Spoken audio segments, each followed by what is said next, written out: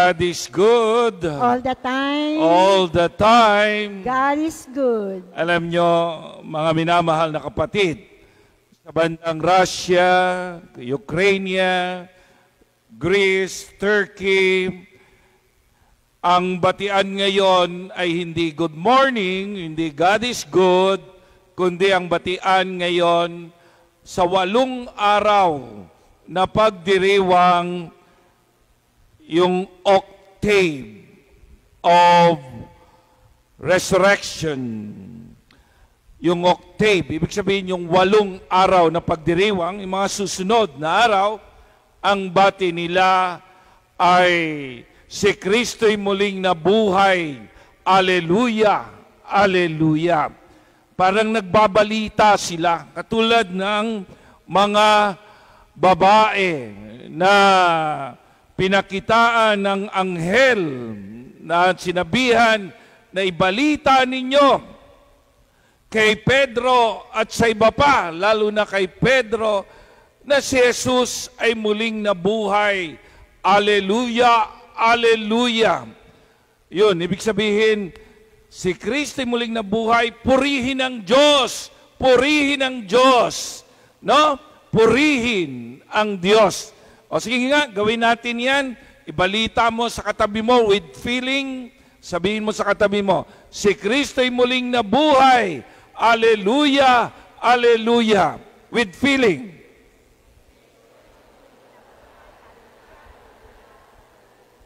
Very good. Palakpakan natin. Marunong pala kayong magbalita ng masaya. Diba? Masaya. Masayang pagbabalita sapagkat ito'y naglalagos sa ating puso, sa ating kaluluwa, sa ating isipan. Yung pagkabuhay ng ating Panginoong Hesukristo. Pero ano ba ang ibig sabihin ng resurrection para sa mga Kristiyano? May yan, tulad mo yan sa, naalala ko nung bata ako, mapaglaro ako ng caterpillar. Alam niyo ba yung caterpillar? Ito yung uod na kulay green na mataba, no? Makikita mo nangininga ng kumakain ng mga dahon, di ba? So, pag nakita mo yung caterpillar, naalala ko nung bata ako, merong isang matanda galit na galit sa caterpillar, kinain yung kanyang halaman. Ang ginawa niya, kinuha niya yung caterpillar, ibinato niya sa may kalsada. Naawa ako. Dinampot ko yung caterpillar, no? Kahit na may tinik-tinik ng kaunti, hindi naman yon katulad ng higad, no? Hindi yun nakakapangati, okay? So, nung aking dinala sa bahay, ikinapit ko muna siya sa halaman ng aking nanay, sa gumamela. Alam kong kakain siya, sabi ko, kakain ito ng ilang dahon. Hindi naman mauubos ang dahon ng gumamela. Bago pa lamang pinatutubo ng aking ina yung gumamela, bago pa lang dumadahon ng malalaki. Abay, nung makita ko, kinaumagahan, yung gumamela ng aking inaubos ang dahon, naubos, nagalit ang aking nanay sa akin. Pero nakiusap ako, pabayaan na lamang. Alam naman ng nanay kung ano yung mangyayari doon sa caterpillar. So mga ilang araw, yung caterpillar ay biglang nawala at nagkaroon ng kukon, di ba? Alam niyo yung kukon, okay? Yung parang maliit na supot na medyo matigas, yung pala pumasok doon yung caterpillar, di ba? Pagpasok ng caterpillar, kaya pala siya kumain ng kumain, ay kailangan niya ng lakas, no? Doon sa loob na yon, parang nag-hibernate siya doon. So, ilang araw siya roon. Abay, nung ilang araw, inaabangan ko, lumabas ang caterpillar pero hindi na siya caterpillar, kundi isa na siyang mariposa. Ang tawag doon yung malaking paru-paro, di ba? Mariposa, okay? Nakita ko malayo na siya doon sa kanyang kukon, okay? Nakita natin, kung makikita nyo yon, nagbagong anyo, di ba? Yun, ganon ang resurrection. Siya pa rin, nagbago, okay? Karugtong siya ng kanyang simula, pero siya ay nagbago. Yun ang may tulad natin sa resurrection. Yung wala ng laman, ang kukon, katulad ni Jesus, iniwan niyang empty ang kanyang tomb. Iniwan niyang ang puntod niya ay walang laman. Katibayan na siya ay muling nabuhay. Pero hindi na siya basta tao, kundi siya ay napakaganda na. Lahat ng kagandahan ay nasa kanya na. At hindi na mababakas ang ugaling tao. Hindi na siya masasaktan, di ba? Hindi na siya iiyak. Hindi na siya pwedeng luran o pwedeng apihin. Hindi na siya pwedeng patayin sapagkat nandoon na siya sa kanyang kaganapan bilang isang tunay na Diyos. Ang lahat ng kagandahan ay nasa kanya na. So, tingnan ninyo, nandoon pa rin, karugtong pa rin ang kanyang pagkatao. Kaya nga sinabi niya sa isang babae, "Huwag mo kong hawakan, touch me not, no limitangere." Huwag mo kong hawakan. Iba na ang ating relasyon. Ako na ang iyong Panginoon at Diyos. O't sinamahan ko kayo. Ako ay naawa sa inyo. Umiyak ako. At ako'y nagpakain sa inyo isa-isa. Okay. Pero ngayon, iba na. Ako ngayon ay hindi na malilimitahan ng mga dingding. Hindi na ako malilimitahan ng aking pagkatao sapagkat ako ay nasa kaganapan na ng aking pagkadiyos. Yun yung ibig sabihin ng resurrection. Kaya nga, minamahal na kapatid, kung ang resurrection ay pagbabago mula sa iyong pinanggalingan, katulad ni Kristo, tao pa rin siya, pero naganap ang isang kaganapan sa Kanya.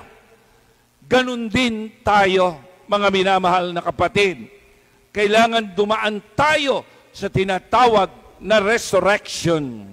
Dumaan tayo sa muling pagkabuhay. Kaya nga sabi ni Jesus mismo at sabi ni San Pablo, we are the resurrected community.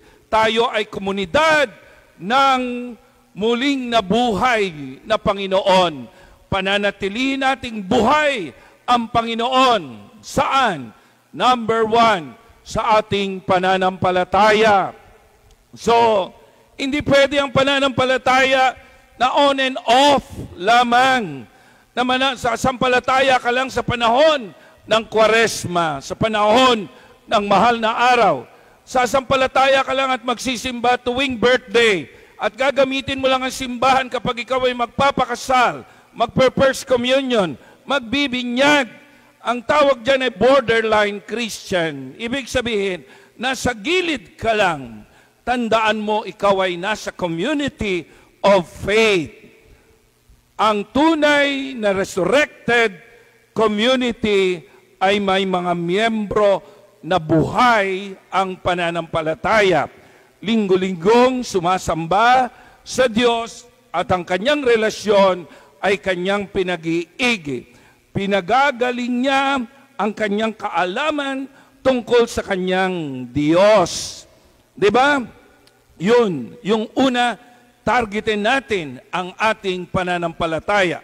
Pasiglahin natin ang ating pananampalataya. Hindi tayo pwedeng maging borderline Christian lamang, no? Yung nasa tabi-tabi lamang ng mga Kristiyano. Kailangan pumasok tayo sa isang komunidad na buhay. Yun ang sinasabi ngayon dito sa pagbasa. Sinabi ng isang babae, mapalad ang nagpasuso sa iyo. Mapalad ang ina mo. Sabi ng isang babae, ang sabi ni Jesus, mas mapalad ang mga taong sumusunod sa kalooban ng Diyos. Mas mapalad. Tignan mo, kahit nanay niya, pero alam natin, ang nanay niya ay pinuri niya. Anak, ito ang iyong ina. Ibinigay sa atin. Sapagkat alam niya, si Mama Mary ay pinakamabuting ina. At mahal na mahal niya ang kanyang ina. Pero nasabi niya pa rin na ang pinakamapalad ay yung sumusunod sa kalooban ng Diyos. Yung may relasyon sa Diyos. Hindi pwedeng walang relasyon sa Diyos. Kahit ina ka pa ni Jesus, o kahit ikaw ay tatayan ni Jesus, o alagad o apostoles ka ni Jesus, o naglilingkod ka sa simbahan, kung ikaw ay sumusunod sa kalooban ng Diyos, ikaw ay kapantay ni Mama Mary. Pero walang makakapantay kay Mama Mary. Wala. Pero sinabi niya, mapalad ka kung papantayan mo o hihigitan mo ang aking mahal na ina, sapagkat yun ang aking pamantayan. Ang aking pamantayan ay ang pagsunod sa kalooban ng Diyos. So tingnan ninyo, minsan lang tayo daraan sa daigdig na ito, tapos hindi pa pagigihin ang iyong pananampalataya, ang iyong relasyon sa Diyos. And then, pangalawa, ano pa yung dapat baguhin sa ating pagkatao? Ang ating inaasahan, ang ating pag-asa. Diba? Napakaganda ng merong kang pananampalataya, pero baka naman wala kang inaasahan. Diba? Kaya nga walang laman ang puntod ni Jesus. Hindi pwedeng si Jesus ay naririto at namatay lamang, kundi si Jesus ay narito siya, ipinakita niya ang kanyang pagka-Diyos, at siya'y namatay para sa iyo, at siya'y nabuhay. Yun ang pag-asa natin, yung pagkabuhay ng ating Panginoong Hesukristo. Kaya nga tanungin mo yung sarili mo, ano bang inaasahan mo? Inaasahan mo ba na ikaw ay magaling na teacher, hindi ka na nagsisimba? Inaasahan mo ba na malakas yung pangangatawan mo, hindi ka nagkakasakit, o ilang taon lang, mamamatay ka rin, manghihina ka rin, tatanda ka rin? Diba? Maraming mayayaman na ganyan na ang inasahan nila ay ang kanilang kayamanan. Ang inasahan nila ay ang kanilang pinangahawakan sa daigdig na ito. Ano ba yung pinangahawakan mo sa daigdig na ito? Guwapo ka, maganda ka, matalino ka, mayaman ka, anak mayaman ka, may kabuhayan ka. Yan bang pinangahawakan mo? Lahat yan mawawala. Ang tunay na pinangahawakan natin ay si Kristo na muling nabuhay. Yan ang ating pinangahawakan. Di ba? Kaya sabi ni Jesus, anong sabi ng ating Panginoon? Aalis ako, mauuna ako sa inyo, pero babalik ako. Pag hindi mo na kayang mabuhay sa daigdig na ito, ako nang kukuha sa iyo. Oh. Naalala ko yung isang kabataan na tinamaan ng tumor sa utak, 18 years old, milyonaryo yung tatay niya, milyonaryo yung nanay niya, may hawak ng mga pabrika, kaisa-isa lang siya. Nagmamayari sila ng mga pabrika.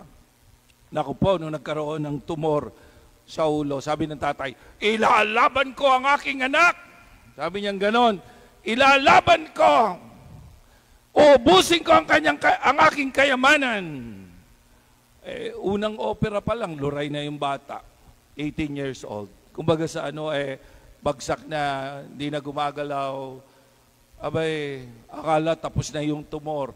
Ilang linggo lang, may tumutubo na naman panibagong tumor sa isang parte ng kanyang utak. Sabi niya nga, ilalaban ko ang aking anak. Uubusin ko ang aking pera para lamang mabuhay siya. Inoperahan na naman. Lalo na. Nabulag na yung bata. Kawawang kawawa. Hindi na naman na gano'n. Hindi na naman tumigil yung tumor. Ilang buwan lang, ito na, may tumor na naman sa utak. Sabi ng tatay na milyonaryo, ilalaban ko ang aking anak. Sabi ng doktor, huwag ka nang lumaban. Ibigay mo yan sa Diyos. Ang pag-asa natin ay Diyos. Ang pag-asa ng iyong anak ay ang Panginoon. Mawawala sa iyo ang lahat, pati buhay mo at kayamanan mo. Pero ang Diyos ay hindi dapat mawala sa iyo. Biruin mo yun. Ang pangatlo, yung sinasabi ni San Pablo, pag-ibig. Baguhin mo naman yung pag-ibig mo. Diba? Kanina, faith, pananampalataya. Pangalawa, yung inaasahan mo. Bakit ka ganyan? Ano ka inaasahan mo? Inaasahan mo, bakit ka mayabang? Yan ang nagtatakda sa iyo ng ganyan, ng iyong kayabangan. Diba? Pag mali ang inaasahan mo, mali din ang pangangatuwiran mo. Mali din ang takbo ng isip mo. At mali din ang iyong prioridad. Ngayon, yung pangatlo ay ang pag-ibig, ang pagmamahal. Diba? So, nandito tayo para magmahal. Hindi para makipag-away. Nandito tayo para makipagtulungan. Nandito tayo para turuan ang bawat isa. Di ba? Huwag natin kalilimutan yon. Nandito tayo, meron tayong misyon. Yan ang sinasabi ngayon ng mga obispo. Ano ang sinasabi ng mga obispo? Pagkakaisa. Makipagkaisa tayo. Magbahagi tayo. Huwag kang pwedeng makasarili. Hindi ka pwedeng makasarili.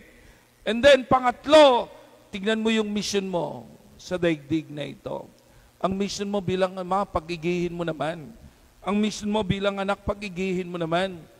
Ang mission mo bilang lingkod ng simbahan, pagigihin mo naman. Ako nga, pari na ako, tinitignan ko pa. Ano pa ba yung mga pagkukulang ko? No? Nagsikap na ako magtayo ng bahay ampunan, ng eskwelahang charitable. And then, nagsisikap pa rin ako na magpaaral ng kung sino-sino. Nagsisikap pa rin ako. Kulang pa. Tingin ko, kulang pa. Ano pa yung pwede kong magawa sa aking buhay? Ikaw, kontento ka na ba na magpasarap-sarap sa buhay? Kontento ka na ba na walang pangarap? Kontento ka na ba sa iyong mga bisyo? Dapat hindi ka makontento. Patuloy mong hinahanap ang iyong misyon sa daigdig na ito. Yun ang tinatawag na resurrected. Ikaw ay nasa komunidad ng Kristong muling nabuhay. Sinisikap mong buhayin ang iyong pananampalataya, buhayin ang iyong pag-asa, ang iyong inaasahan, at buhayin ang iyong pananagutan, hanapin ang iyong misyon sa daigdig na ito. Tingnan mo si Mama Mary, napakasimple lang. Diba? Tiningala siya na ganyan. Kasi yung mission niya ay alagaan si Jesus and then tulungan ang mga alagad. No? Maging mabuting Kristiyano. Nakapagtayo ba yan ng bahay ampunan? Nakapagtayo ba yan ng eskwelahan? Nakapagtayo ba yan ng iba pang mga mayaman ba yan? Hindi. Bakit siya tinitingala ngayon? Kasi pinag-igi niya ang kanyang misyon, ang kanyang pananampalataya, at ang kanyang inaasahan ay ang kanyang nabuhay na anak. God is good. God is good. All the time. Purihin natin ang Panginoon. Sabihin nga natin uli, with feeling, si Kristo'y muling nabuhay. Alleluia, alleluia. Ayan, maging buhay tayo. Sa ngalan ng Ama at ng Anak at ng Espiritu Santo. Amen. Ngayon naman, ngayong araw ng pagkabuhay, muling pagkabuhay ng ating Panginoon, hingin natin ang kanyang tulong sa ating pagbabagong anyo. Yun ang inihingi ng resurrection. Hingin natin ito habang inaawit natin, alam kong may magagawa ang Diyos.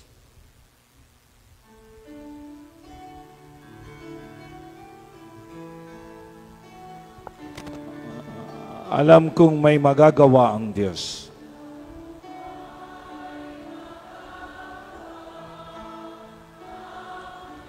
Alam kong may magagawa ang Diyos.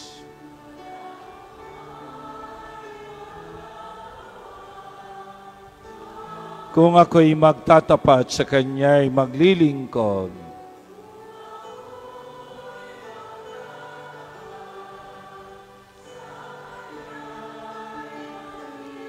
alam kong may magagawa ang Diyos. Itaas natin ang ating mga kamay. Alam kong diringgin ng Diyos ang samo ko.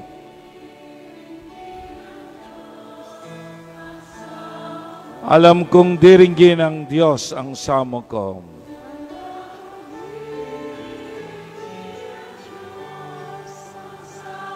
Kung ako'y magtatapat sa Kanya'y maglilingkod,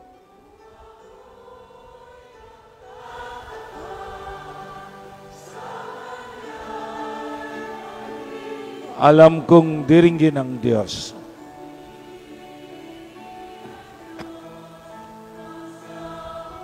Pikit natin ang ating mga mata.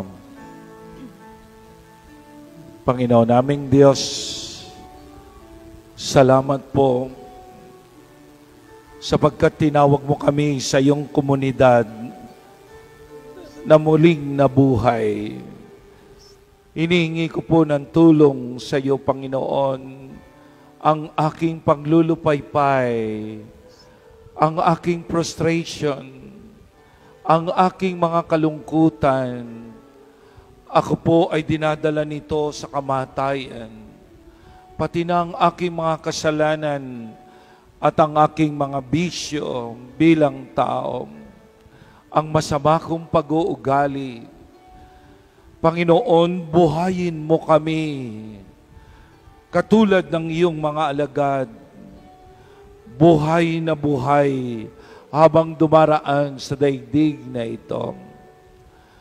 Kaya, Panginoon, inihingi namin ang pagbabago sa aming buhay, pati na sa aming mga mahal sa buhay, na mga lumalayo na sa pananampalataya. Ang akala nila'y matatagpuan nila ang Diyos sa pamamagitan ng kanilang mga pangarap, sa pamamagitan ng saya at kayamanan. Ang pinakamahalaga ay matagpuan ka namin, Panginoon, at gawin ka namin pag-asa. Panginoon, kung kami may mga problema, mga suliranin, aming itong dinadala sa iyo ngayong paanan, ilibing mo sa libingan ang aming mga suliranin, ang aming masamang mga pag-uugali, mga bisyo, ang aming masamang pagkatao. At Panginoon naming Diyos, tulungan mo kami sa aming pamumuhay. Tulungan mo kami sa aming mga suliranin. Alam mo yan, Panginoon, bawat ng taong naririto, meron silang mga problema, mga suliranin. Panginoon, hinihingi po namin, pagbigyan mo kami, tulungan mo kami. Gayun din, hinihingi namin ang mga may karamdaman na sila ay gumaling. Tunawin mo ng iyong kapangyarihan, ng iyong pag-ibig, ng iyong awa, ang aming mga pinanggagalingan ng karamdaman. Hawakan mo kami, Panginoon, lalong-lalo na mga nakatatanda naming mga kapatid. Salamat po, Panginoon, sa pagpaalala mo sa akin na kami ay muling mabuhay at talagang sumama sa komunidad ni Kristong muling nabuhay. Alleluia! Alleluia!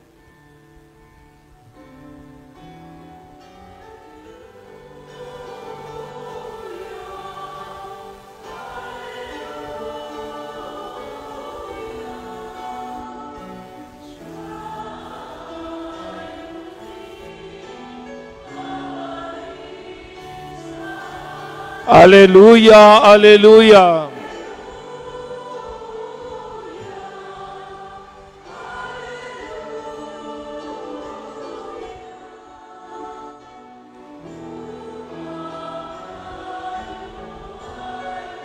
Sabihin mo sa katabi mo, merong magandang mangyayari sa iyo.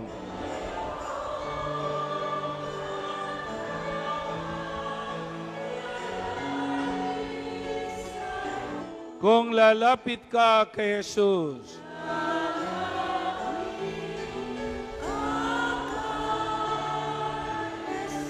sabihin mo, mayroong magandang mangyayari sa iyo.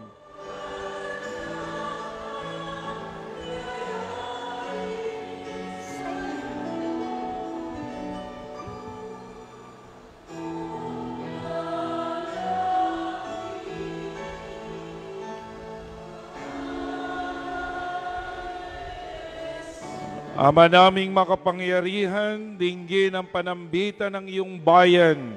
Itulot mong masalubong namin na may kagalakan at pananalig ang ipinadadala mo sa aming buhay sa pamamagitan ni Jesucristo kasama ng Espiritu Santo magpa sa walang hanggan. Amen.